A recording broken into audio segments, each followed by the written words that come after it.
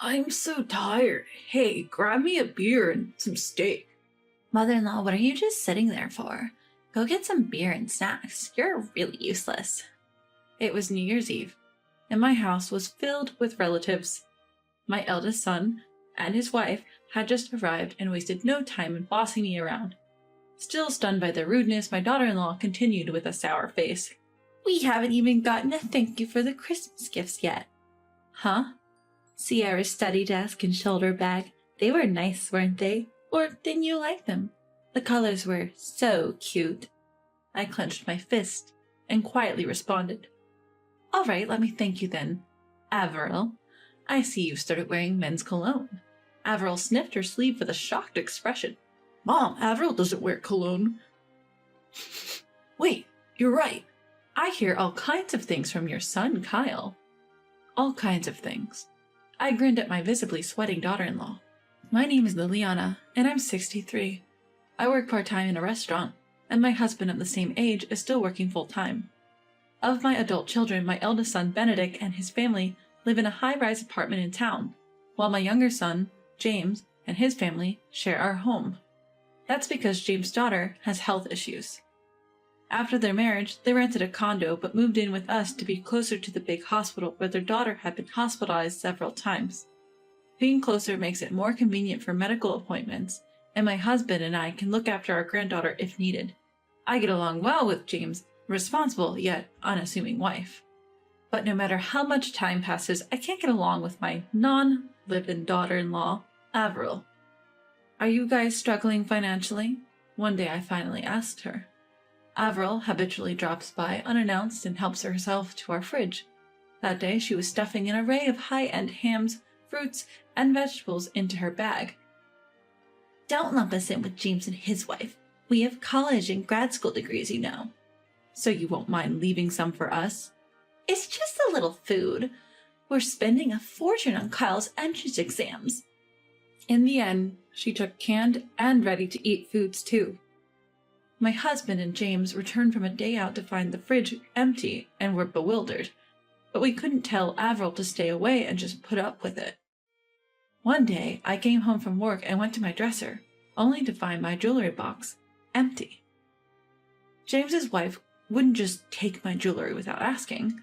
When I asked Avril, she texted back, I borrowed them. But then, no word from her for 6 months.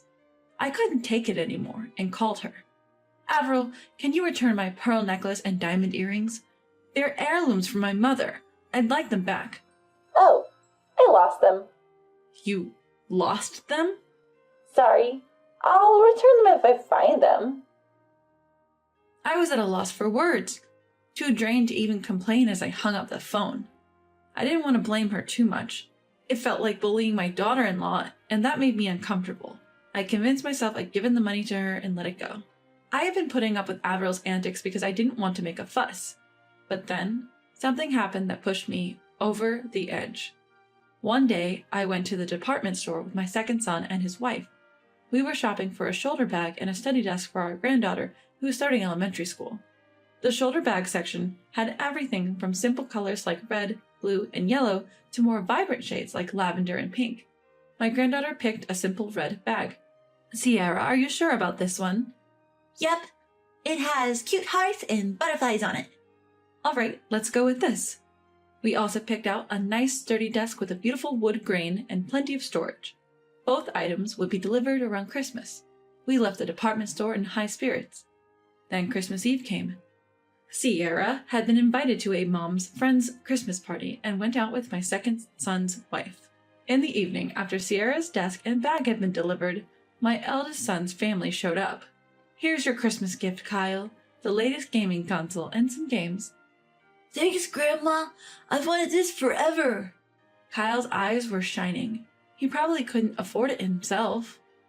Yet Avril had a new designer bag every time I saw her. As they were leaving, Avril opened the door to Sierra's room without asking and peeked inside. Wow, a red shoulder bag? How undated. And the desk looks old-fashioned. Sierra chose them herself. It's none of your business. I couldn't help but snap back. Avril glared at me. Defending her again, huh?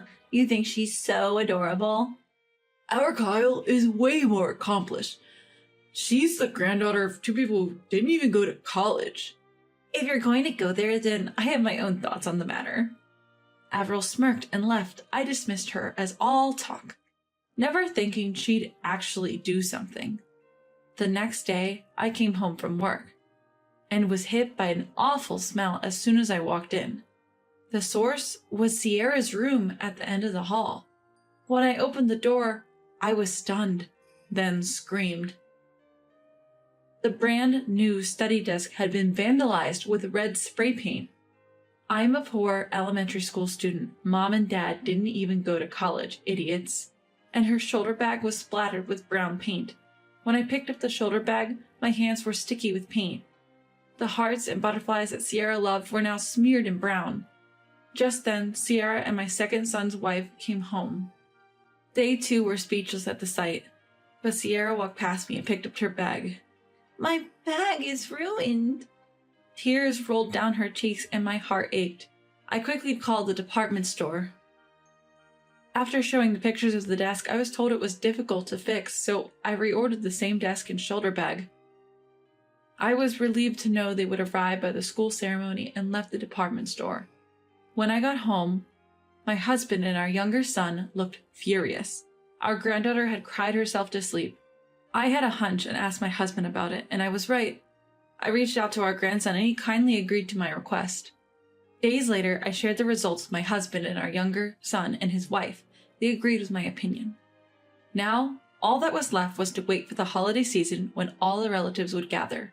2 weeks later, on New Year's Eve, my house was bustling with relatives. Our eldest son's family was running late, but our grandson had arrived earlier to have dinner and play video games with our granddaughter. When the date finally changed, our eldest son and his wife arrived. Barely greeting anyone, they joined the party. They looked displeased when they saw only salad and some roast beef left on the table. What the heck? There's barely anything left, man. I'm tired. Hey, get me beer and a steak. Mother-in-law, why have you been zoning out? Go get us some beer and snacks, either from a supermarket or a grocery store. You're really useless. Although furious, I held my tongue, considering the gathering of relatives. And then they complained more. I haven't even heard a thank you for the Christmas gifts. Gifts? The desk and shoulder bag for Sierra? I made them cute for her. Avril smirked. I thought they looked poor, so I modernized them. Oh, you didn't like them? They looked like they were soaked in mud. They would perfectly symbolize her grim future. Our niece's parents are dim-witted, so she'll never go to college. Poor, uneducated, and sickly. Her life's already a mess at 6. Hilarious. She's living the dream. You!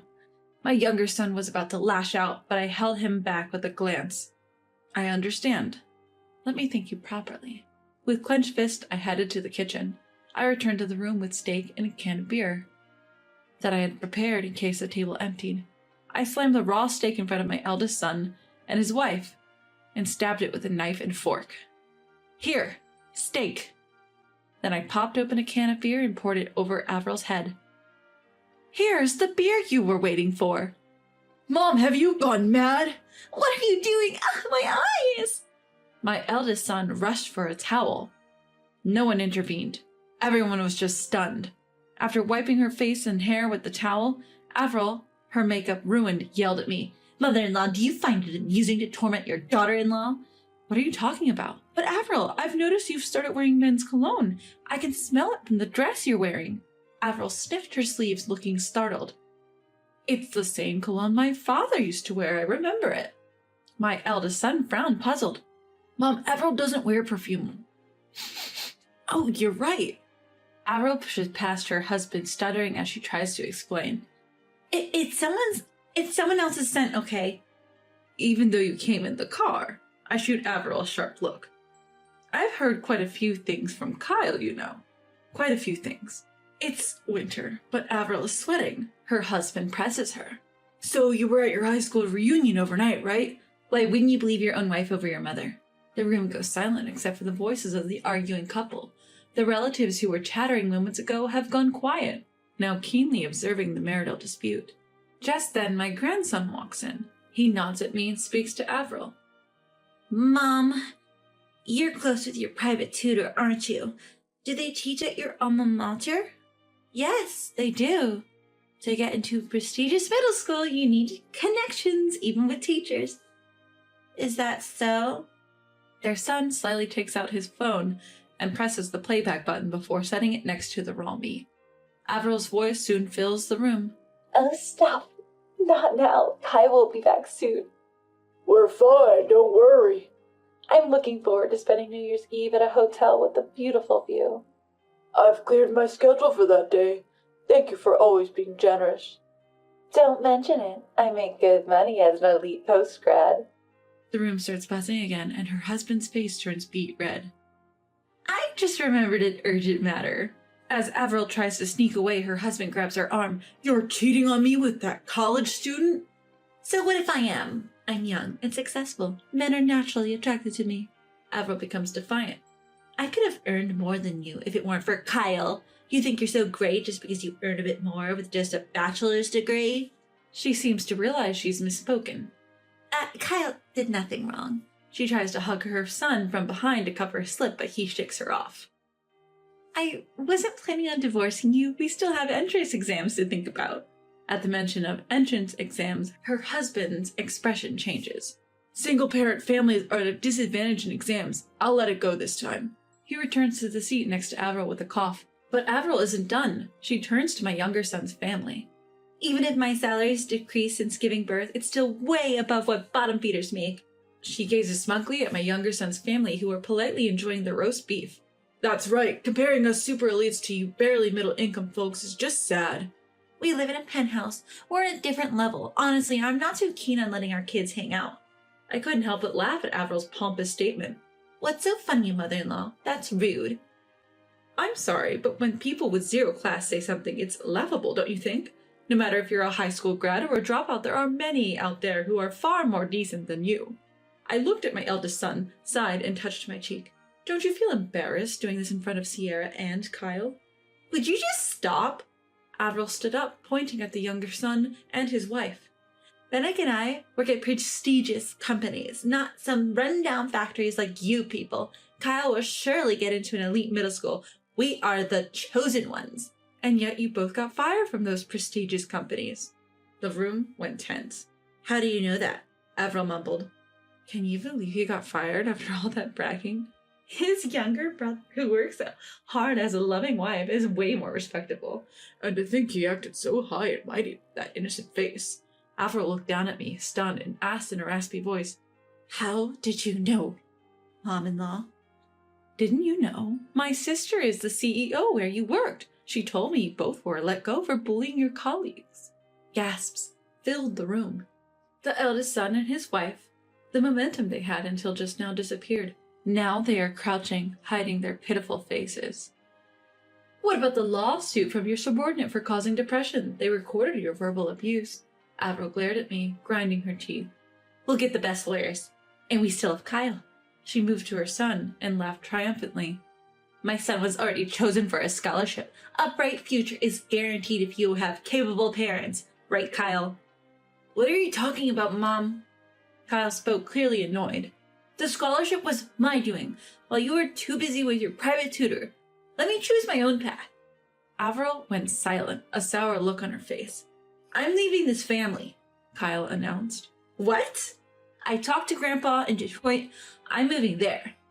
Don't you dare make decisions on your own. Ignoring his father's shout, Kyle pulled out his phone. I can't live with these kind of people. I'll go crazy. He showed a video to the relatives gathering around. In the video, my eldest son spray painted on his niece's study desk, yelling, Woohoo! I'm going to repaint my niece's poor shoulder back into something stylish. It's like muddy water, so it's fun. Avril was also there, splashing brown paint on a shoulder bag.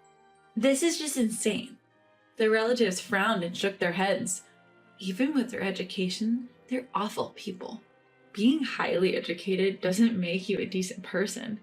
At those accurate words, the eldest son and his wife fell silent and looked down. My grandson continued his rant. So you got fired, and now you're planning to make Grandpa pay for my tuition? You think it's his duty to support his grandchild? You worry about losing your financial support if I move out, right? Yeah, no more fun money. We won't even be able to buy clothes if unemployment runs out. Before worrying about that, think about the legal fees. When I offered this scathing advice, Avril paled significantly. We need money even to settle out of court. Benedict, what are we going to do? The eldest son, who had turned as white as a sheet, clung to me. Mom, lend me some money. We're family, aren't we? You are Benedict's mother, aren't you? After everything you've done, you've got the nerve to ask. You've got some nerve. Ignoring his parents who were being berated by the relatives, the grandson went back to his video games. Eventually, the party ended and one by one the relatives left. The eldest son and his wife, who had been abandoned by their son, snapped back to reality when only the second son and his family remained. They lashed out at me. You're destroying our family. That's really low. How could you use your grandson to set up your son like this? Are you even a mother? If you have something to say it now. This is your last chance. What? From now on, don't step foot in our house. My husband took over from there. We want to cut ties too, but since we can't disown you, we've made a notarized document. You're cut out of the inheritance. This seemed to finally shock them. My eldest son held his head in his hands and groaned. Avril's eyes filled with tears as she began to tremble.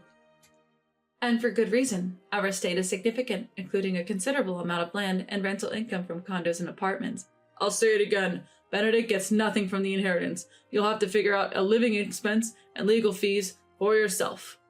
Don't bother us anymore. You're a nuisance. With these cold words, the eldest son and his wife were devastated. They had been living comfortably in a high-rise apartment downtown until the layoffs came. They couldn't afford the management fees and moved to a cheaper apartment. However, our relatives who lived in the same town spread rumors about them, so every time they went out, they got badmouthed and had to sneak around even to go shopping. Although the case he was sued by his subordinate was settled by paying a settlement, he has used up all his savings and spends his days looking for jobs to make ends meet.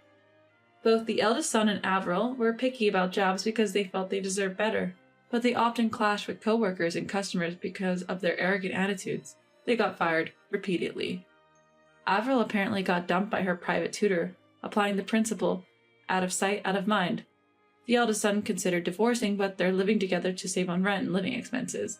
Thanks to Avril's affair, she can't stand up to her husband and is subdued. Now that Avril's unannounced visits and verbal abuses towards my second son's family have stopped, we're enjoying our peaceful daily lives.